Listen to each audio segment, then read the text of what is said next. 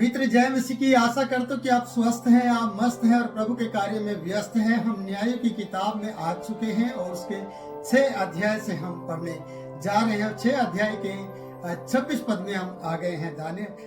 न्यायों की किताब में गिदोन की जो कहानी है बड़ी रोचक है और कहानी हमें दृढ़ करती है जब हम उसे पढ़ते हैं, जब हम इसे सुनते हैं और हमारे विश्वास को मजबूत बना देती है और हमें ढांढस बताती है कि हम युद्ध लड़ें। और किसके नाम में? यहोवा के नाम में, क्योंकि संग्राम यहोवा का है, युद्ध यहोवा का है। प्रियो, जब हम उसे प्यार करने लग जाते हैं तो परमेश्वर हमें उन बातों के लिए तैयार करता है जब वो उसके लोग दुख में हो, संकट में हो। 7 वर्ष से मैदानी लोग और पूर्वी लोग और वहाँ के लोग आकर उन पर अंधेर कर रहे हैं और गिदोन गेहूं झाड़ रहा है।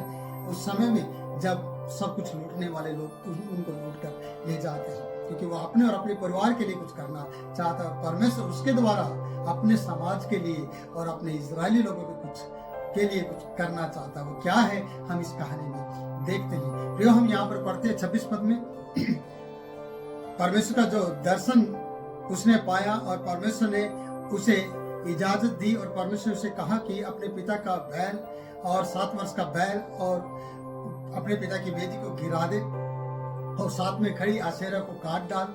और उसके बाद दर्शन दिया और उससे एक बात और कही, हम 26 पद में पढ़ते, और उस दृढ़ स्थान की चोटी पर ठहराई हुई रीति से अपने परमेश्वर यहोवा की एक वेदी बना। एक वेदी उसने ऑलरेडी बनाई है जिसका नाम उसने यहोवा शालोम रखा है। तब उसने कहा कि एक वेदी बना उस चट्टान पर और तब उस दूसरे बैल को ले ले और उस आशेरे की लकड़ी को जो तू काट डालेगा जलाकर होम बलि चढ़ा दे।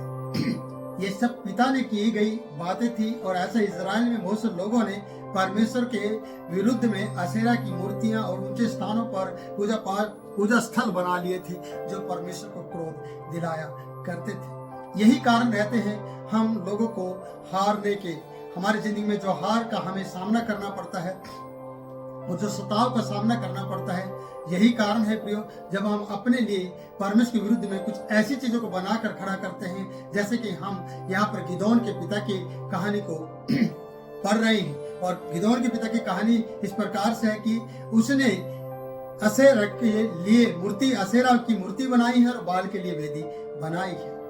और यहाँ पर गिदोन ने परमेश्वर के लिए वेदी बनाई और परमेश्वर के लिए वेदी बनाकर उस पर भेंट चढ़ाई है। और आज परमेश्वर ने उसे दर्शन देकर कहा है कि दृढ़ स्थान की चोटी पर चला जा और ठहराई हुई रीति से अपने परमेश्वर यहोवा के लिए एक वेदी बना दे। तब दूसरे बैल को जो तू लेगा, उसे अशेरा की जो लकड़ियां हैं उसे तू काट डालेगा, उसे जलाकर होम बलि चढ़ाना है। वहीं से ईंधन को लेना है और वहीं से बैल को लेना है और उस ऊंचे स्थान पर जाकर जो एक दृढ़ चट्टान है वहां पर जाकर यहोवा के लिए वेदी बनाकर वहां बलिदान चढ़ाना है। प्रियो, क्यों परमेश्वर आपसे ऐसी उम्मीद करते हैं कि आप परमेश्वर के लिए कार्य करें, और क्यों नहीं आप परमेश्वर से उम्मीद करते कि परमेश्वर आपको इस्तेमाल करे और आपको उपयोग में लाए और आपको उपयोगी बनाए अपने काम के लिए?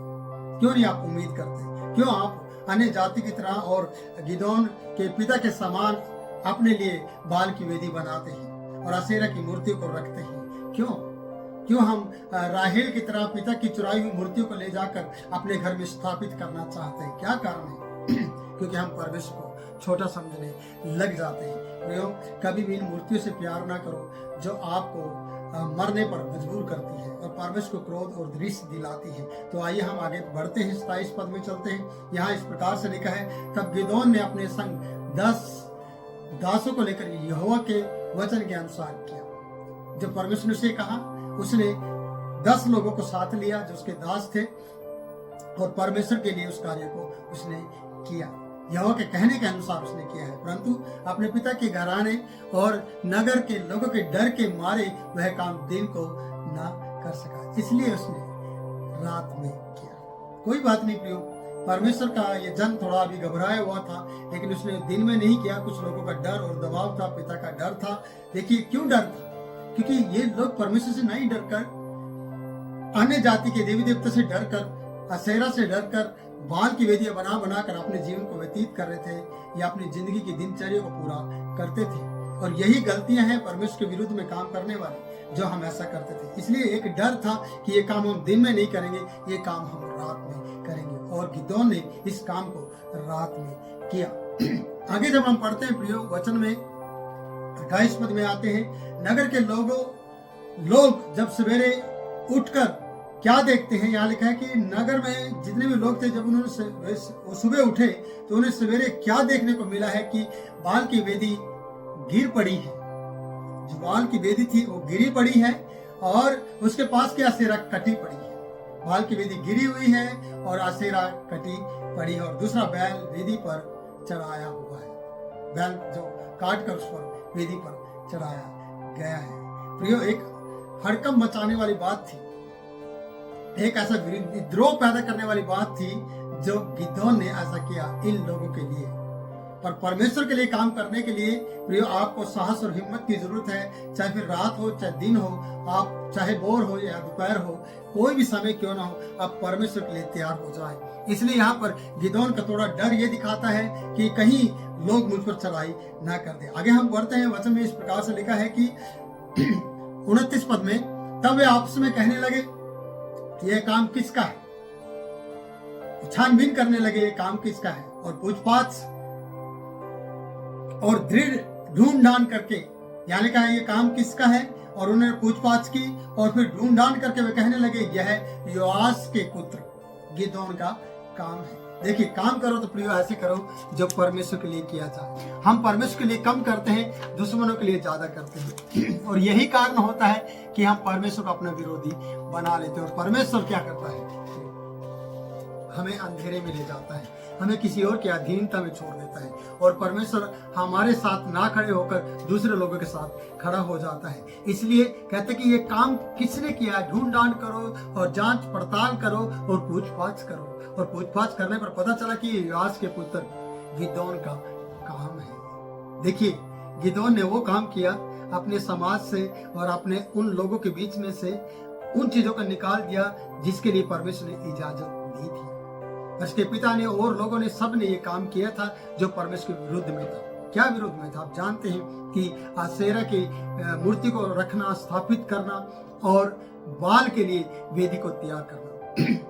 और ऐसे बहुत से लोग आज भी अपने घरों में ऐसा काम कर रहे हैं जो परमेश्वर के विरुद्ध में काम करता है। इसलिए हम यहाँ पर वचन में पढ़ते 30 पद में आते हैं, तब नगर के मनुष्य ने योआस से कहा, उसके पिता से कहा, अपने पुत्र को बाहर ले आ कि हम उसे मार डालें, क्योंकि उसने बाल की वेदी को गिरा दिया है और उसके पास की असेरा को भी काट डाला है। देखिए, बल और ये ताकत इस डरावने व्यक्ति के अंदर कहां से आया? सूरवीरता का काम उसने पहले करना शुरू कर दिया, परमेश्वर की इजाजत से या परमेश्वर की ताकत से, परमेश्वर के बल से। और ये लोग उसके विरुद्ध में खड़े हो गए हैं। ये लोग ये करना चाहते कि उसे मार दिया जाए, क्योंकि उसने असेरा को काटा है और वेदी को गिराया है। इसलिए उसे बाहर ले आओ, उसे पकड़ो, हम उसे मार डालेंगे। प्रियो, बुरे काम करने के लिए और भलाई ना करने के लिए आप तैयार नहीं होंगे, और बुरे काम करने के लिए आप तैयार होंगे। प्रियो, ये ठीक नहीं है। हम वचन के जानकार होने के बावजूद भी अगर हम परमेश्वर को रिस दिला रहे हैं और परमेश्वर के लिए बाल की वेदी बना रहे हैं और असेरा की मूर्ति को स्थापित कर रहे हैं, और ऐसी कई मूर्तियों को हमने स्थापित कर दिया है, तो याद रखना, परमेश्वर आपके घर के अंदर ऐसे गिदोन को तैयार करेगा, ऐसे दानियल और यूसुफ को तैयार करेगा, जो आपके विरुद्ध में और आपके घराने के विरुद्ध में वो कार्य करेगा जो आपको अच्छा नहीं लगेगा। बेशक आप उसे फिर मारने का प्लान करें, बेशक आप उसे ढूंढ कर, पूछपाछ कर, जांच पड़ताल करके उसके बारे में जानकारी लेने की कोशिश करें, और वो निकलेगा आपके ही परिवार से, क्योंकि उसको परमेश्वर ने इजाजत दी है, उसको परमेश्वर ने इस काम के लिए चुना है, जैसे कि गिदोन को परमेश्वर ने इस काम के लिए चुना है। तो इसलिए प्रियो, आपको सोचना है कि मैं कहीं गिदोन की तरह काम कर पाऊंगा या नहीं, तो आपको परमेश्वर के सामने आने की जरूरत है। इसलिए वचन बता रहा है कि अगर आज आप नहीं चुनेंगे तो आपकी जगह किसी और को परमेश्वर चुन लेगा। इसलिए आप उन वेदियों को गिराओ जो बाल के लिए बनाई गई है, उन आसेरों को काट डालो। वैसे लोग चाहे आपके विरुद्ध में आकर आपको मारने के लिए तैयार क्यों ना हो जाए, आप परमेश्वर के लिए काम करो, आप परमेश्वर के लिए तैयार हो जाओ। आप अपने जीवन से भी ऐसी चीजों को हटा दो जो परमेश्वर के विरुद्ध कार्य कर रही है। इसलिए बहुत सी पब्लिक, बहुत से लोग, बहुत से समाज के लोग आपके विरुद्ध में आ जाएंगे। आपके घर के और आपके आसपास के लोग भी आपके विरुद्ध में खड़े हो सकते हैं, पर आपको सावधान रहना है कि मुझे पहले परमेश्वर को अपने साथ खड़ा करना है। अपने विरुद्ध में नहीं। इन सब लोगों ने अपने विरुद्ध में परमेश्वर को खड़ा किया है, लेकिन गिदोन ने परमेश्वर को अपने साथ खड़ा किया है और परमेश्वर ने उसकी मदद की है अशेरा को गिराने के लिए, काटने के लिए और वेदी को गिराने के लिए।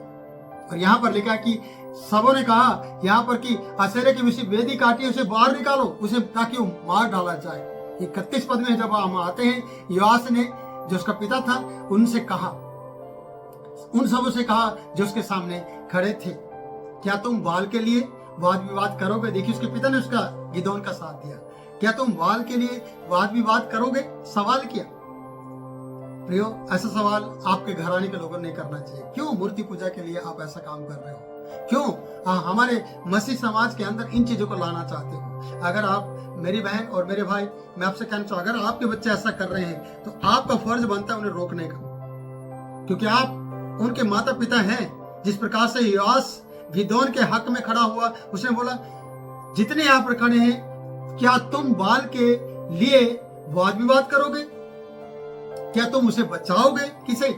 बाल की उन सब चीजों को जो गिदोन को मरवाना चाहते हैं। इसलिए आगे लिखा है, जो कोई उसके लिए वाद विवाद करे वह मार डाला जाए। योआश ने अपने बेटे के साथ खड़े होकर इस बात से कहा कि बाल के लिए और अशेरा के लिए कोई भी वाद विवाद करेगा तो वो मार डाला जाएगा। लोग डर गए क्योंकि वो पद रखता था, उसे अधिकार था, और वो इस बात से अपने बेटे के साथ खड़ा हो गया, क्योंकि यहोवा परमेश्वर को कहीं न कहीं वो जानता है, क्योंकि वो इजरायलियों में से आता है। आगे लिखा है, वह मार डाला जाएगा और सवेरे तक ठहरे रहो, तब तक यदि वह परमेश्वर हो। देखिए, अगर बाल परमेश्वर हो, अशेरा परमेश्वर हो, तो जिसने उसकी वेदी गिराई है उससे वह आप भी अपना वाद विवाद करे। योआश ये कहना चाहता है, देखिए, जिसकी हम शक्ति और सामर्थ्य पर भरोसा करते हैं, देवी देवताओं पर, वो आप खुद बचाए ना, वो खुद आ जाए, और जिसने उसकी वेदी को गिराया और जिसने उसकी मूर्ति को काटा है वो खुद उसे मार डाले। तुम्हें वाद विवाद करने की जरूरत नहीं है। आज हम वाद विवाद करके इस तरीके से अपने जीवन में बहुत सी बातें प्रयोग कर रहे हैं जो हमारे लिए ठीक नहीं है। आपकी शक्ति परमेश्वर है, आपकी ताकत और सामर्थ परमेश्वर है। मेरी ताकत और मेरा भरोसा परमेश्वर है, आपका भी। अगर आपने अपने जीवन में बाल देवता की वेदी बनाकर और अशेरा की मूर्तियां खड़ा करके उस पर भरोसा कर रहे हैं, तो एक साधारण मनुष्य जो डरपोक मनुष्य था, जो दिन में उस काम को नहीं कर सका और रात में उस बाल की वेदी को गिराता है और अशेरा की मूर्ति को काट डालता है। और उसका पिता भी इस बात को कहता है कि अगर वो शक्तिशाली है, अगर वो परमेश्वर, वो खुद उसे सजा दे जिसने उसकी वेदी को गिराया है। प्रियो, आज आपके जीवन में भी इस प्रकार की बातें होंगी। आप भी अपने बेटे के साथ खड़े हो जो परमेश्वर के हक में हो, जिसके साथ परमेश्वर खड़ा हो। हम कई बार उस व्यक्ति के साथ खड़े होते हैं जिसके साथ शैतान खड़ा होता है, और हम शैतान का साथ ज्यादा देते हैं, पिता का साथ कम देते हैं। परमेश्वर का साथ दीजिए, परमेश्वर आपका साथ देगा। आप उसमें भरोसा कीजिए, वो आपके भरोसे को कायम करेगा, वो आपके भरोसे को बनाए रखेगा, वो आपको कभी शर्मिंदा नहीं होने देगा, क्योंकि जितना ने उसकी ओर देखा और ताका है, उन्होंने ज्योति पाई है और वो कभी भी शर्मिंदा नहीं हुए, उनके मुंह काले नहीं हुए। इसलिए गिदोन ने तो जान लिया, गिदोन के पिता ने भी जान लिया कि भाई जिसकी वेदी गिरा गई वो आप वाद विवाद करे, तुम क्यों वाद विवाद करते हैं? इसलिए उसका नाम, गिदोन का नाम बदल दिया गया। गिदोन का नाम क्या पड़ा? लिखा है यरूबाल उसका नाम रखा गया, कि उसने बाल की जो वेदी थी गिराई है, तो इस पर बाल आप वाद विवाद करें। यरूबाल उसका नाम रख दिया गया है कि खुद बाल और वो मूर्तियां वाद विवाद कर लेंगी, उसे सजा दे देगी जिसने उसको गिराया है। तो प्रियो, आपको डरने की क्या जरूरत है? आप क्यों शैतान के कार्य के लिए मरना चाहते हैं? शैतान के कार्य को नाश करो और परमेश्वर के कार्य के लिए जिंदा हो जाओ, जीवित हो जाओ कि हम मुझे परमेश्वर का कार्य करना है। परमेश्वर आपकी मदद करेगा।